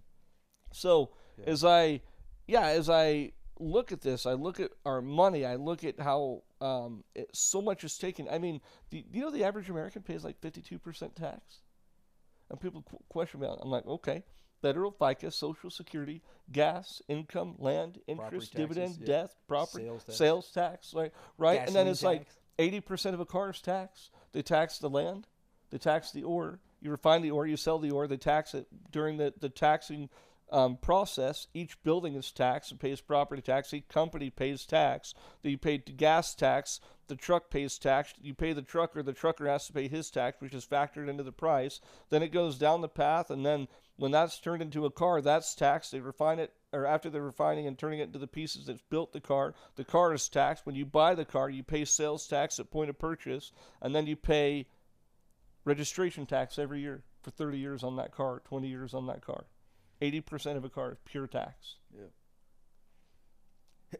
The only thing we pay attention to, though, is our federal and state income tax. That's it, right? Because we don't pay attention to all the other taxes we pay. Because we get a receipt, dinner, it wasn't that bad. We don't look at the breakdown. 100%. And not just that.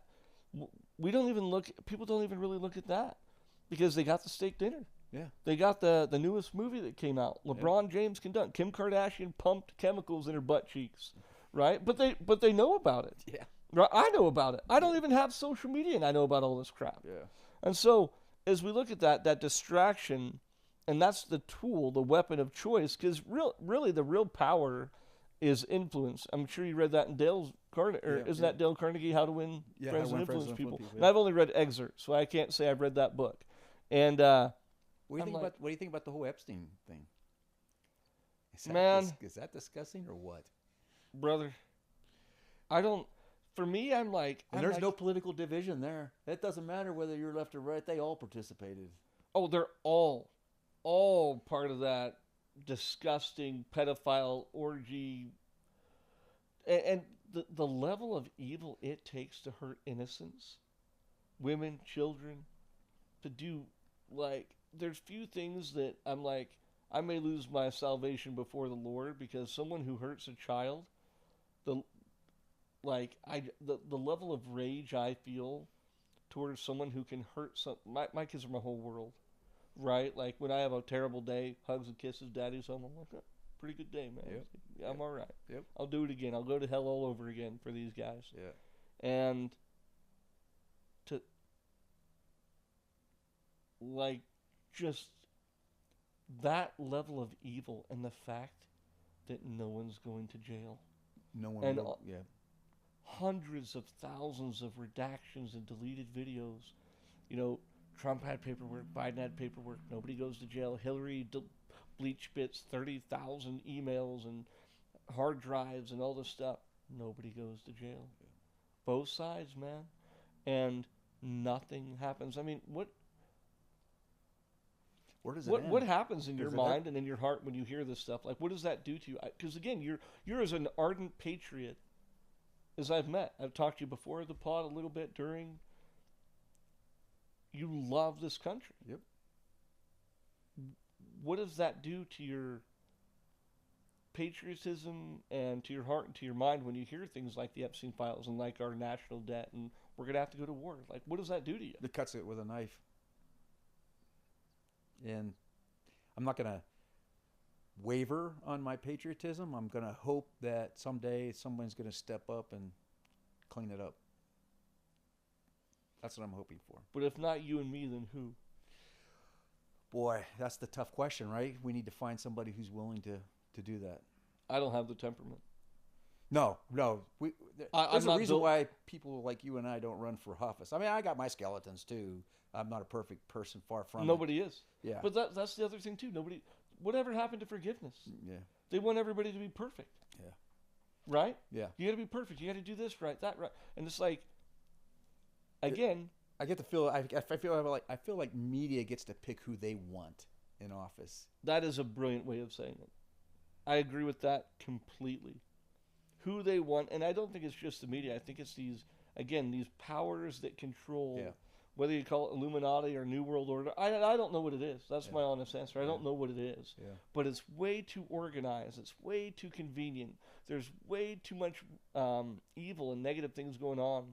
But as I've been studying the human mind and neuroplasticity and how the mind can be programmed just like a computer, man, Tom, you want to talk about a rabbit hole? Again, it is fascinating. How old are you? Can I ask? I'm 40. Yeah, so hold you're on, at the right age. I'm 46. Yeah, I'm 66, and while I feel You look great. oh, thanks. 60s. I was gonna guess 50s. Honestly, Yeah, you beautiful man. You. I wouldn't go that far. Far from that. At my stage, I just don't have the energy. I mean, I have a ton of energy for a 66-year-old. Hence, I'm building a cabin by myself. But that's different energy, emotional energy. Yeah, for politics. I don't have the emotional energy for politics. It's draining, isn't it? It's very draining, very draining. Because when I was a business owner, we actually had a lobbyist, and it was a local kid out of Logan area who was a lobbyist in D.C. and we put him under contract, stipend a month. And How does that work? Do you mind walking me through that? How does that work? So Because how it I works- hear it all the time, but I'm not really educated in how lobbying works. Yeah, I just know I don't like a lot of things about it. I personally didn't get anything out of it, not a damn thing. I got to go. I did get to meet Mike Lee and Bishop. They both came to our opening ceremony when we bought a building up in South Ogden. They came and gave speeches. I did get to go meet with Bishop on a regular basis, anytime I wanted time, but I was paying for it. When I say paying for it, I'm paying the lobbyist. And then in turn, So walk me through. So I have. yeah. So I we literally have we no were, education on this. So there are all the senators and congressmen. Congressmen or senators. All your House of Representatives and your senators have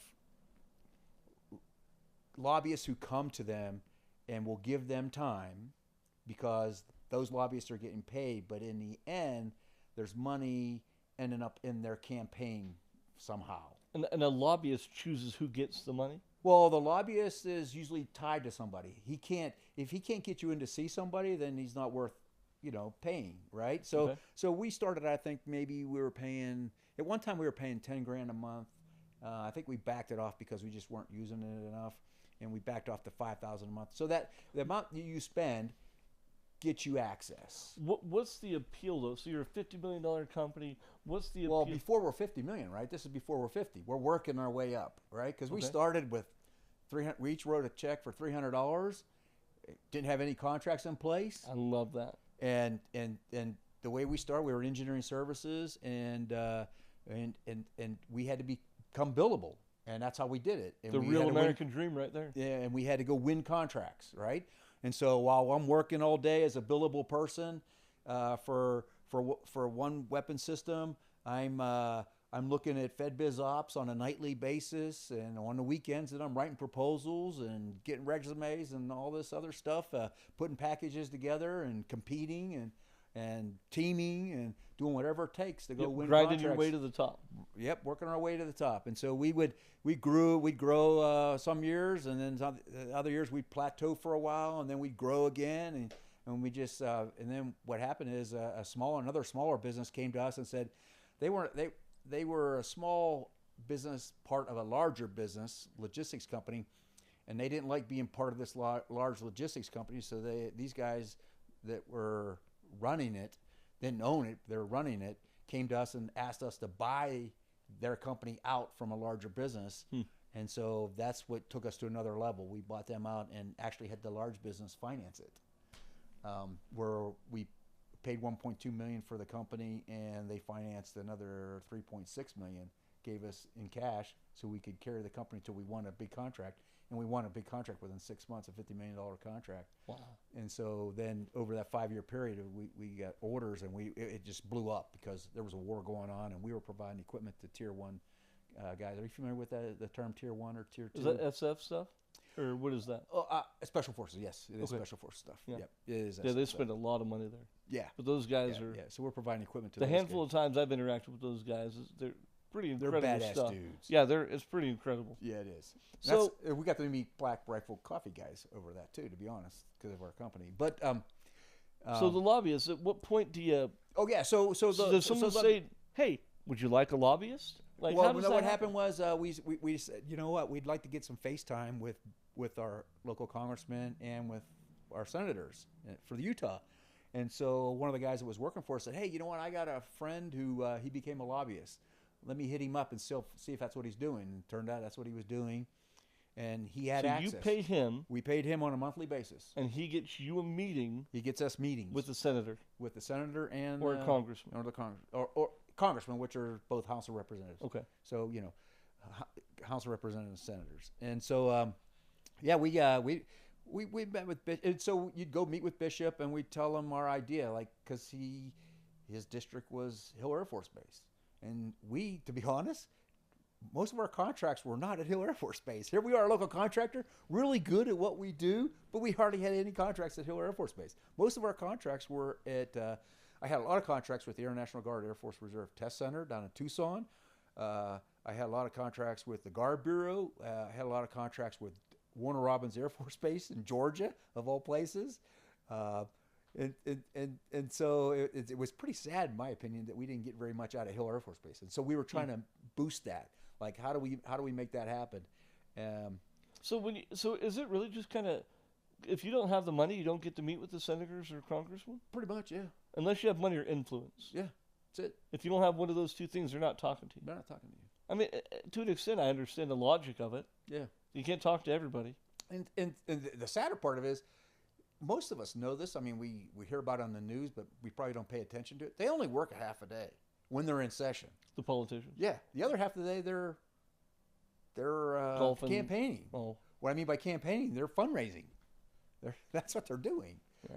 So that's and yeah, because so, usually who wins? I mean, the playbook is I had a friend who was thinking of going into politics. He paid a lot of money to take all these classes. They said at the end of the day, forget everything. Forget your mission. Forget your values. Forget this is what they told him, right? Which was disgusting for me to hear all this. Yep. He said, forget these things that you're passionate about. You win if you raise the most money. Yeah. 99% of the time. That's why they were so shocked by Trump. But they said with him being really brilliant at trolling everybody, he got over $4 billion in free marketing. So if you look at it from a spend perspective, he still won because he raised more money in marketing. What an interesting individual, huh? Trump. I love him, but I've lost a lot of respect the first version of him. I felt like there was a patriot, a love of country. I researched the tar out of him. I told everybody I guarantee he'll get elected because I read stories. He's a good man, and the construction people say the fact that his kids still love their dad is really powerful testimony to me. And then, but then him getting up there defending his junk on camera, I'm like, come on, man, dude. Like, really? You're the president of the free world defending your Pepe on national television. But it seems like Bongino, Bondi, Cash Patel, Trump, it just seems like they've all been got to. Yeah. That's what I honestly feel like. Yeah. And I don't know if I'm right, but So why'd you ask me that? yeah, my last couple years, I've been a charter captain up in Alaska fishing. I've got a lot of other things that I do for fun. Like I got my private pilot license years ago. I don't fly anymore because my wife didn't like the idea of getting in an airplane. Okay. But my latest gig is I've been a charter captain up in Alaska fishing. I bought the boat and I work for a small little outfit out of Prince of Wales. And I actually had a group as a father and two sons on this past summer, and they come for a week, and I had them out for the day. And then one guy said, had met Trump. He says, you meet him in person, he's a totally different person. Everybody says that about him, and I've got other people tell me that he's a really good guy. And he'll talk genuine to you like normal. Yeah, very genuine. But I'm sorry, the way he acts on TV, the guy does not have respect for mankind. Yeah. And so I could not work for him. He's a narcissist. And there's just no way I could work for a man. That's what this guy said. No, that's not. That's me. That's coming from me now. About Trump. Yeah, my opinion. Trump. Yeah. I was more on board, but again, the more educated I become, the more information, right? Because data. Yeah. At the end of the day, it's not what you think or what I think. I mean, it is to an extent, but just what's true. Yeah. What's real. Yeah. Well, I just don't see anyone going to jail. Yeah. I don't see any accountability. I don't see any of the real things happening, and everybody's like, "Oh, well, it's hard because." Yeah. Well, is it? Well, get up on. You really want these things to happen? Get up on camera and say it. Yeah. Well, all the politicians. I harped on Pelosi's corruption for years, and Trump's outdone her in 1 year what she did in 20 years. But they all keep doing it. Yeah, they keep doing it, and we don't do anything about it. Yeah. Of the political. Well, you were talking about earlier, though, right? Why they get away with it? Because they get us focused. We don't know how to stop it. Yeah, we don't know how to stop it, and they get us focused on something else because we're all happy. Yeah, well, and really though, how do you stop it? Like, what do you do? They are the law. Yeah. How is it any different? I compare it to. Have you seen the movie Hunger Games? Yeah. Emperor Snow. Yeah. He gets up there. He says, "Oh, you say something bad about the Capitol. What do? You're a rapist. You're a pedophile. You're a murderer. You're a tax evader. The things that get us emotionally charged, they instantly will throw that weapon at you, and you can't defend it because everybody's so divided today. Yeah. And they'll go, man, who would have thought Bob's a rapist and a murderer? Yeah. Maybe Bob isn't a rapist and a murderer. Maybe Bob's a pretty good guy. But no one asked that question. Exactly. Yeah. Right? And so you see how they wield this media weapon. And again, go back to the ideological subversion, Yuri Bezmenov, go back to William Cooper, and the Roman Empire, the way they speak about it, the mind is a programmable thing. Yeah.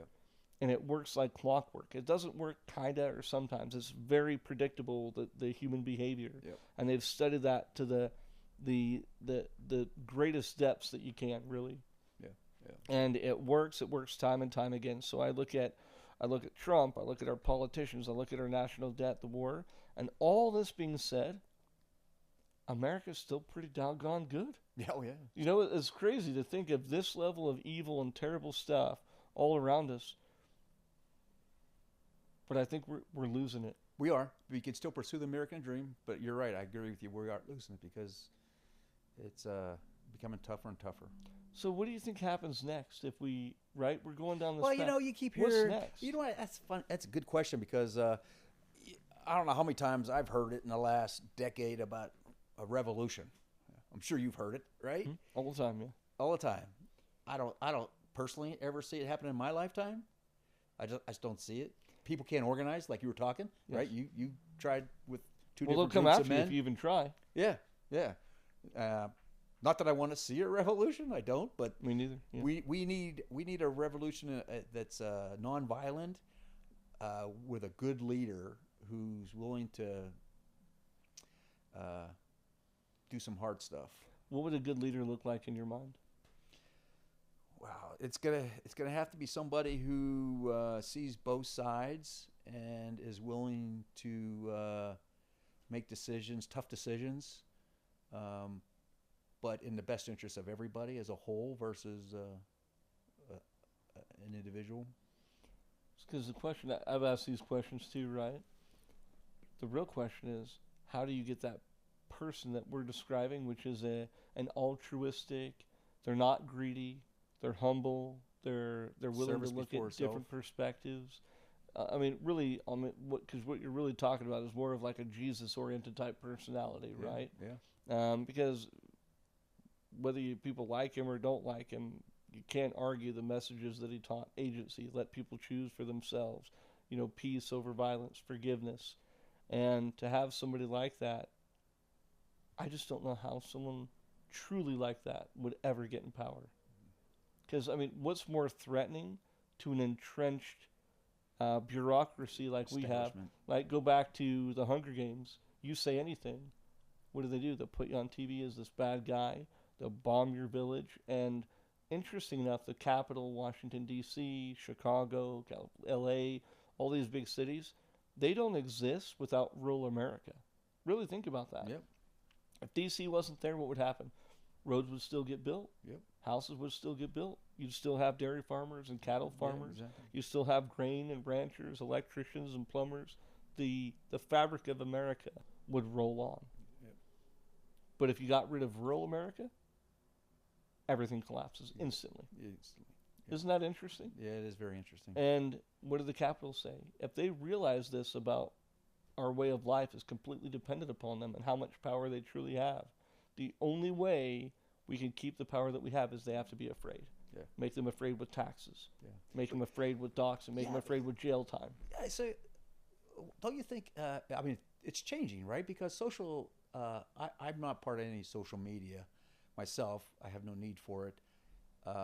But everybody else is, right? And so what I learned when I was in business, we were trying to do some work for Thailand and for Indonesia.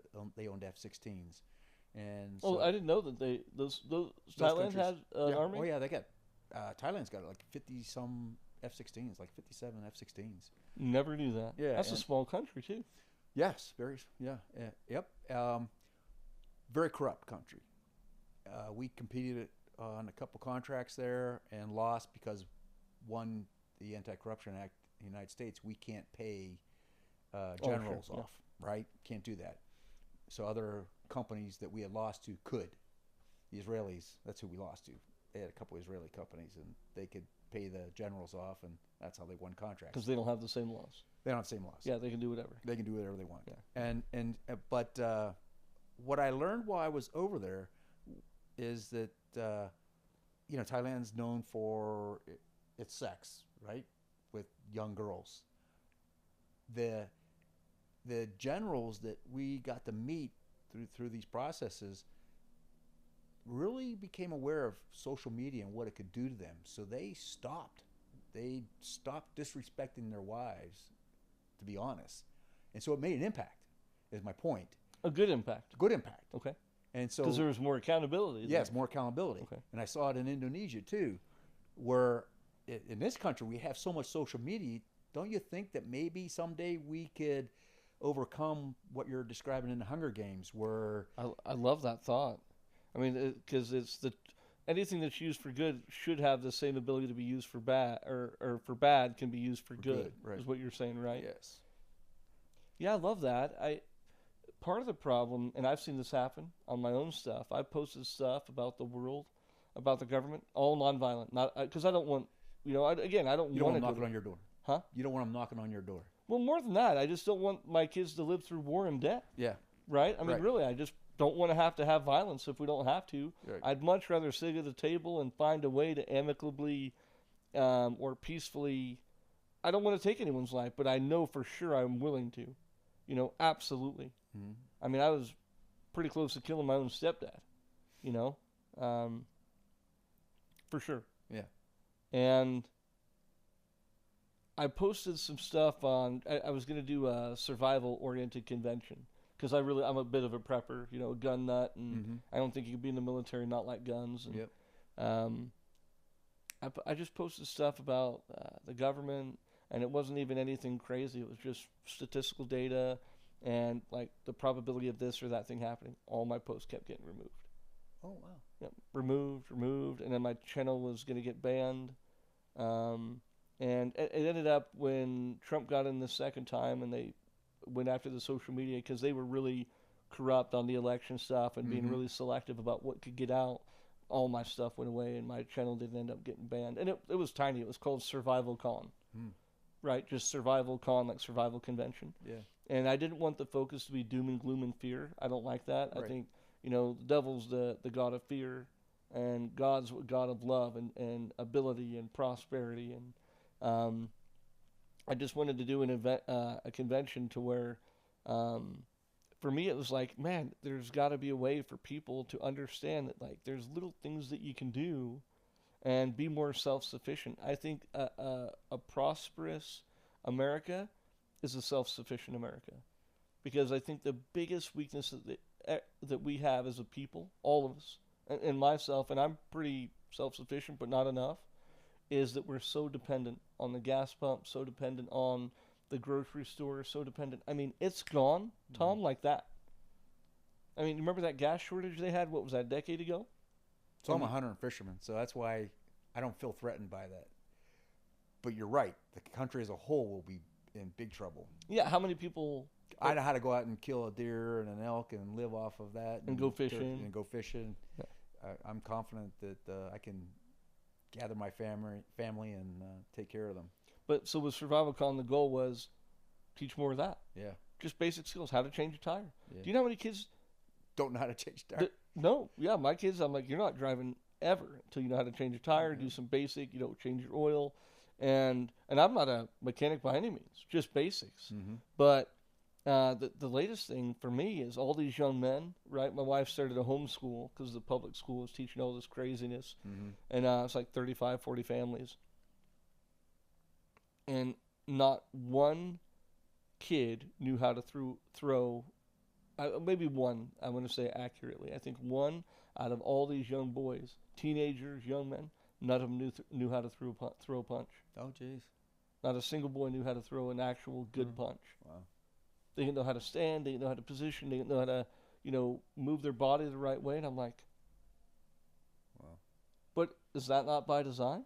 Yeah. Right? I mean, maybe it's negligence on the part of fathers, and they're good men. It's not that they're bad men, but it's just we're so comfortable. Yeah. It's so easy. Yeah. Yep. So could we use social media? 100%.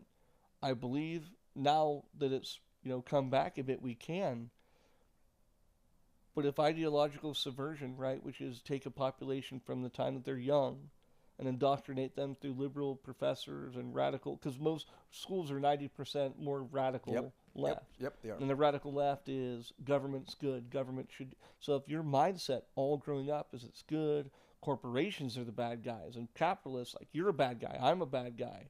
Right, white people are bad guys. I'm like, well, I'm half Indian and I'm Swedish and English. Which one? Am I the bad or am I the good? Yeah. Right? Telling me I should tell my wife because she's a white German gal that she's an oppressor. It doesn't make any logical sense. Yeah. It's nonsense. But if you keep telling them that, and then you tell them that in grade school, and then middle school, and high school, and then they get to college, and it's really ingrained in the most formative years of their life, the riots kind of make sense. The screaming and the rage and the lunacy kind of came full circle. It makes sense. Yeah. Do you feel a desire to do something, or do you feel helpless? Because I feel both. Yeah, I feel both too, to be honest. I was going to answer that. My younger years, I would have said I want to do something about it. At my age now, I'm accepting. You're kind of on a different path. Almost. I'm on a different path. I'm on, I talked about this with my future son-in-law. He's in a wealth building stage, right? He's an entrepreneur, so he's working hard and he's looking forward. Me, I'm in a wealth preservation stage. Does that make sense? You've earned it. How do I not lose it? Exactly, and just finish out my years comfortably. Hate to say that, and to be honest, because I'm a being an entrepreneur and my background, growing up as a mill hunky, and I'm a hard worker, and I feel like I'm a leader. I can get motivated easily. Is my point. I mean, I can see you're full of, you got energy and you got motivation to spare. Yes, I do, and it can be turned on with the right. What would it take? What Not would it much. take for you to say, you know what? I'm going to get back on the horse. I'm going to get back in the thick of things. It would be the right person that the right leader to come to me and say, hey, I need your help. This is what I believe in. This is what I want to go do, and can you help me get there? And I would be there. Does that make sense? Yeah. Well, yes. But what does that look like? I mean, I'm just trying to understand. Like, It's back to what we were talking about, where it's that person, that Jesus type person you're talking about. truly a good person. Yes, truly a good person. We're waiting, right? Yeah. So you built your company up, got a $50 million contract. Did you exit that company? Yeah. So we the original company that my partner and I started, we were focused mainly on engineering services. That was what the main product that we provided. And then when that other company came to us and we bought them out, bought them from the larger company, we grew them. So we had two different companies, and between the two, we got to a point where we were doing $50 million a year. And you guys are aerospace engineers. Well, the one side was contract. aerospace engineering, was engineering services, Sure. which is not just aerospace, but it was mostly to do with planes. Not always. Sometimes we did other things besides plane stuff. And then the other part was we did defense microelectronics, where we actually had engineering and a production line where we built equipment for the SF guys, the Special Forces guys, Tier 1 guys. Oh, wow. Yeah. Are you allowed to say what kind of equipment or not? Yeah, yeah. It was what they call close air support equipment. So what it was... Like laser pointer type things? No. That was part of the kit. We built smart cables and software that took a phone, a Samsung phone, and the guy was able to use his laser tracker or laser pointer, and he's behind enemy lines, and he's pointing at a target, gets the lat longs and the elevation, and he could digitally send that information up through a radio, through a phone and a radio, to a fighter pilot or a bomber, and so they could drop smart ordnance exactly on the target. Did you come up with this, or there was a need for it, and you said, here's a problem, I'm going to solve it? Or they said, we have a problem, can you solve it? So it was the guys who came to us to go and buy the company. So they found the need, which had already existed, but they come up with a creative solution, and we bought them. So I personally did not identify the need or the equipment. I bought into it. Gotcha. Okay. Cool. So and then when the time came when I turned 60, I decided I had reached for me the peak of my career, and I was willing to walk away and spend some time with my family. Because did you get bought out? I sold the defense microelectronics part of the company. We sold that outright, and then the engineering services, I had some employees buy me out. Okay. Yeah. So you exited, and you basically got your payday for all that hard work and sacrifice. Yep. Did you sacrifice a lot to build those companies to what they are? Oh yeah. Did your family have to pay any kind of price for that, do you think? Absolutely. Can you walk me through that? Yeah. So I didn't start until I was 44 years old. So my kid, because you were military career before that. Yeah, military career before that, and civil service. Yes.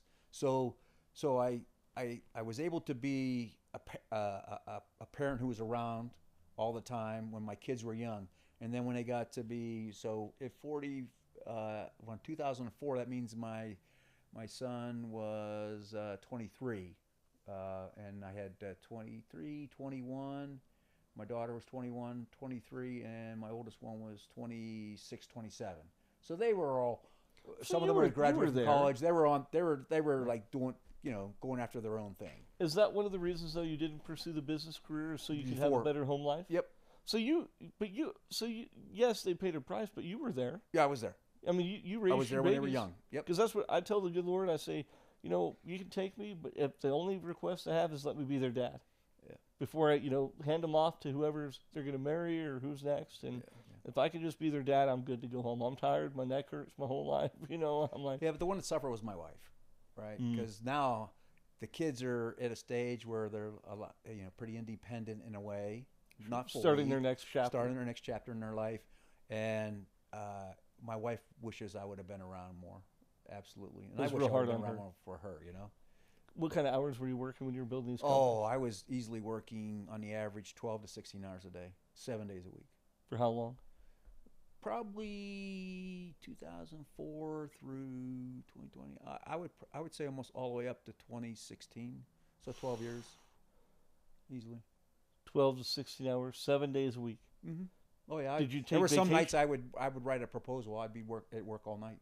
I wouldn't go home. What drove you to work like that? What compelled you to? Be- Because you I had want- military retirement. You didn't have to. I wanted to be successful. That's what it was. I wanted to be successful. 85% of businesses fail within the first 5 years. Yes. And That's 95% now from what is that I've what it heard. is? Really? Yeah. I And see, then I've of the got- 5% that make it, 80% of them fail within the next 2 years. No kidding. It's pretty crazy. Wow. And so for me, I'm driven, just driven. Yeah. I'm going to be successful, and I'm Well, going to work and do We would have whatever spent it half takes. the podcast reading your bio. You're definitely driven. Yeah, so, yeah. So how did you? Obviously, it had an impact on your marriage, your relationship. Yeah. What did you do? So after the 12 years, was that part of exiting? Is like, hey, you know what? Yeah. Is that one of the reasons, or what? And I don't want to get Yeah, too it is. personal. It is. It is. It like- is. Yeah, it Because is. it was affecting your relationship. Yeah, well, it's time to enjoy life. Time to hang the like- hat. Yeah, hang the yeah. hat I mean, kind of the wife and I, even though I've been working for my wife, she's having fun being my boss. Yeah. And we had This is a penance, so to speak. Yeah, right? exactly. Yeah. That's what I tell her. This is Yeah. paying the penance for I what love it. happened. Yeah, and so we've traveled to Europe. She's been to Europe a couple of times. She loves Italy, and we went there last year. We're getting ready to go on a cruise for her 60th birthday. At the beginning of May, we're going to Budapest and jumping on a river cruise, and going to be on a river cruise for 8 days. We'll spend 2 nights in Budapest and then do the river cruise for 8 days, end up in Munich, Germany, spend a couple days in Germany, and then go over to Prague, spend a couple days in Prague, and then we're going to go to Amsterdam, spend a couple days there, and So then we come traveled home. for a couple months. It'll be Couple weeks? No, it'll be a couple weeks, 2 weeks. Yeah, total, like a little more than 2 weeks. So how does the transition from you going from that level of work? Because I've done those kind of hours, but I couldn't do it for too long because I'm like, we have a baby coming, or we had a third kid coming, and I said, I'll try this one thing. I told my Ruthie, but I was doing 100-hour weeks and 7 days a week. It takes what it takes. Yeah. And I at the end of that I said, I'm not going to do this. Like, again, this could be. Well, I'm sure if you're open to it, I'd love to have you on again another time. There's so much more to talk about. But your sweetheart, how did you reconnect? Because when you're away for those kind of hours, were you always really close when you would come home, or it was almost like you had to refine that relationship and that balance? I don't think I had to refine the relationship or the balance, because even though I worked so many hours, I still communicated on a regular basis and let her know what was going on, and so she felt part of it. To be honest, You have a really strong bond, Yeah. good relationship. 'Cause Yeah. I've seen that constant through the whole conversation. Yeah. So showing if we were when we're out together, and I got to watch what pronouns I use, because I can't say I did this or I did that, okay. because she's gonna nail me. You work for me, buddy. Yeah, exactly. And Yeah. it was a we thing, So she takes a lot of pride in my successes, to be honest, which is great. It's awesome to find a wife That's a woman. hard thing. I didn't realize I've helped hundreds of companies over the years now, and people more than just companies, right? Talking with them, and it is mind blowing to me how many husbands or how many wives do not support their spouse and what they're trying to accomplish. It's sad, isn't it? Oh, it's crazy because Yeah. you see this brilliance and this potential and this fire and this ambition, and it's just suffocated because of their fear. Yeah. The person that should be supporting you and uplifting you most, and it would change both their lives if they. And I watched this one couple where the wife really got behind her spouse, and man, his career, he went from I think 60 something thousand. Now he's making like 250, 300,000, and she was just reading about stuff, and she got behind her hubs and just said, I support you, go for it, rather than being fearful like a lot of people are. And that change, again, their finances just went through the roof. I think you'll find every, in every successful man, there's a good woman behind it. 100%. I would not. There's no question in my mind that I would not have found, or that I would have found the success that I have found today if it wasn't for my Ruthie. And she doesn't do anything with the business side of things. She just trusts me. Yeah. She's more of a. Well, here's the thing, though. My wife helped me out in the sense that I would discuss some of my problems that I would have, and a lot of them are mostly employee related. Almost like an emotional release. Yeah. And my wife, she went and got a social worker degree at the University of Utah. And so she sent books my way. Hey, you should read this. Some really good books. In fact, I actually took notes because I'm not one to memorize the ones, but I told you about Dale Carnegie, How to Win Friends and Influence People, but The Big Leap. Have you ever read that one? No, just keep saying names because I'll end up reading these. The Untethered Soul. I'm sure you've heard of that one. That's a good one. Look at this. Oh, there you go. You got it. Look right right there. Here. There you. Oh, yeah. It took me almost, because I'm like, if you're going to read it, this is a doctorate level course. Yeah. Actually take it in. Don't do fanfare. Learn the subject matter. One of the greatest books I've ever read in my life. Wow.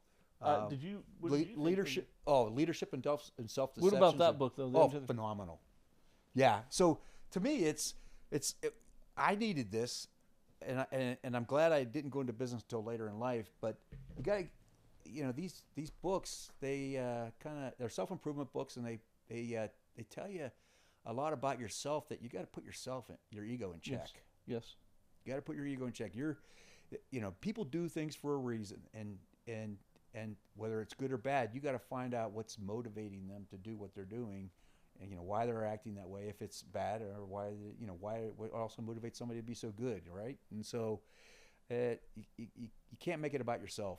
Yes, I try to live by the greatest journey that we take, and I share this with people, and I try to remind myself happens within the confines of our own mind. Yeah. Right? And unless you're brutally honest with yourself, you can't really have a true adventure. Yeah.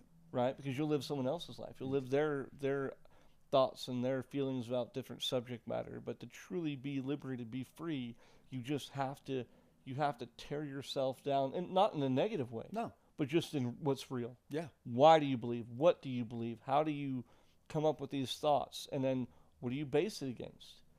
So let's wrap up with this. Of everything in the world today, I always like to ask this question.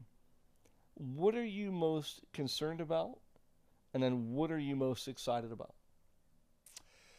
It can be anything. Money, politics. Yeah. life. So the one thing let's do the most excited, because that's easy first, and then I'll do the hard part.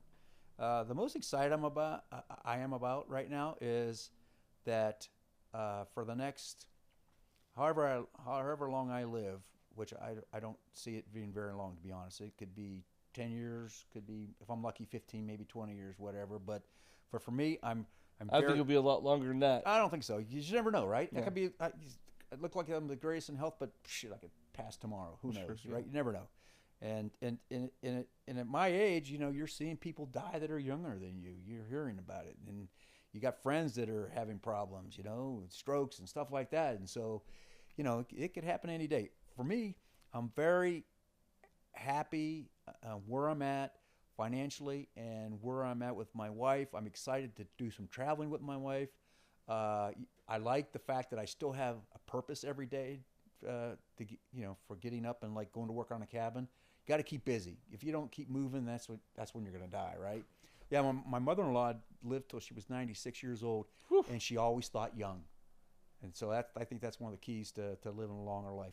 I love that, thinking young. Yeah, thinking young. And so I'm excited to hopefully pass on my wealth to my kids, so they have a more comfortable life, but they have to earn it. And my wife is trying to make sure that's going to happen. They're not going to have it handed to them. They gotta work for it. And so I love that, yeah. and I believe in it wholeheartedly. Yeah. Now, what scares me the most is the state of the not necessarily, I don't know, I can't say it's a state of the world, because it is to a point, but there's a lot of countries that don't have, the problems. Well, that's not coming off right. Let me see. Well, what we were talking about a lot earlier, that's what scares me the most, is the state of our country, to be honest. That's what scares me the most. What is a topic you'd love to learn more about? Something or some person? What's something that's super interesting to you that you would like to hear more about or hear discussed with the guests on the show? Oh, with the guests on the show? I like the path you took me down today, and so I would like to hear more people's opinion about where we're at, where we are as a country, and what we need to do. I'd like to hear somebody come up with an answer to your questions, to be honest. Me too, brother. That's Tom, what I would like to hear. Tom, that was a freaking blast. You're a brilliant man and a fascinating human being. Seriously, I learned a lot. I really enjoyed having you on. I enjoyed you. You're phenomenal. So, oh, thank you, buddy. Okay. Thank you, man. Well, everybody, that's the high road for today. Thanks for coming out. We'll see you.